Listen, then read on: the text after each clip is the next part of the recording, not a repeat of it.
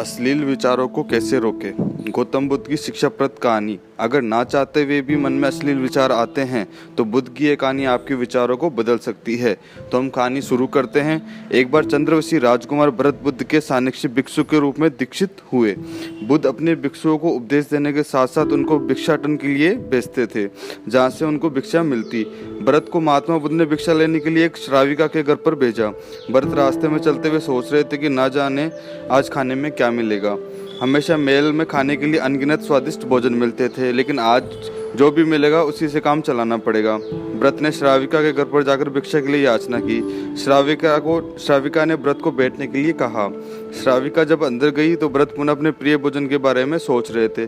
जब श्राविका भोजन लेकर आई तो भरत अचंभित रह गए। भरत अपने प्रिय भोजन को देखकर खुश हो गए। भरत भिक्षा ग्रहण करने लगे।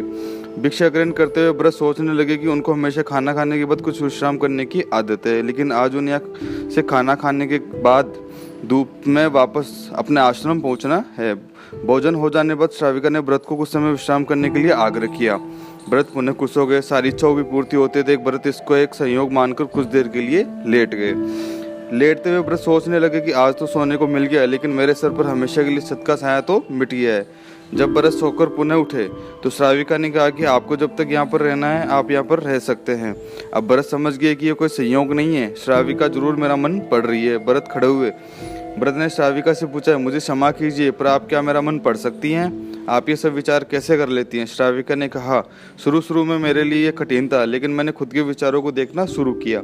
शुरू में मेरे विचारों की संख्या अनगिनत थी, पर मैंने अपना पूरा ध्यान उन विचारों पर केंद्रित किया।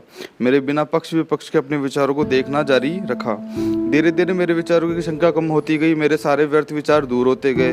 तब से मैं दूसरों के विचार पढ़ लेती हूँ। ये सब सुनकर भरत घबरा गए। भरत ने श्राविका से आज्ञा ली और वहां से निकल पड़े। रास्ते में चलते हुए भरत अपने मन के विचारों का स्मरण करने लगे। भरत के मन में श्राविका के बारे में अश्लील विचार आए। श्राविका ने भरत के बारे में क्या सोचा होगा?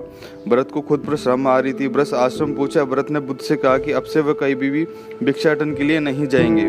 बुद्ध ने भरत को नीचे बिठाया और कहा, क्या हुआ? तुम अब मुझे अपनी व्यथा विस्तार से बताओ। भरत ने विस्तार से सारी बात बताई। भरत की बातों को सुनकर बुद्ध ने कहा कि आज से 7 दिनों के लिए श्राविका के घर पर भिक्षा के लिए तुम ही जाओगे, लेकिन तुमको कुछ बातों का ध्यान रखना पड़ेगा।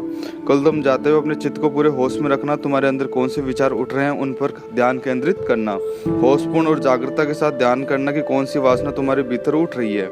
इन सभी को ध्यान करते हुए जाना और फिर मुझसे विचार विमर्श करना। अगले दिन भरत बुद्ध के बताए अनुसार पूरे मार्ग में अपने होश को जागृत रखते हुए चल रहा था।